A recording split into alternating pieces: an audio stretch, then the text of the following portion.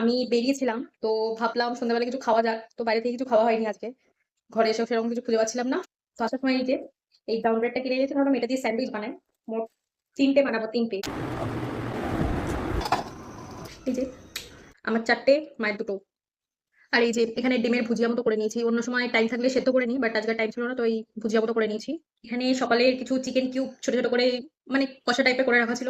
আমি মাঝে মধ্যে খাই বলে, তো এটাও স্যান্ডউইচে দেবো। আর এই যে আমার খুব ভালো লাগে ইদানিং, জানি না, টমেটো স্লাইস গুলো এত ভালো লাগে স্যান্ডউইচে, তো এটাও দেবো। আর আরেকটা জিনিস, অরিগানো, একটু পিজা পিজা ফিল হবে, এই জন্য এটা দেওয়া। চিলি ফ্লেক্সও আছে। আর আরেকটা মেন ইম্পর্টেন্ট জিনিস, যেটা ছাড়া স্যান্ডউইচ ঠিক ভালো লাগে না, ওয়েট দেখাচ্ছি। এই যে মেয়োনিজ, এটা অনেক দিন ধরে ইউজ করছি, এতে এখন অনেকটা আছে, বাট তেপে উড়ে গেছে।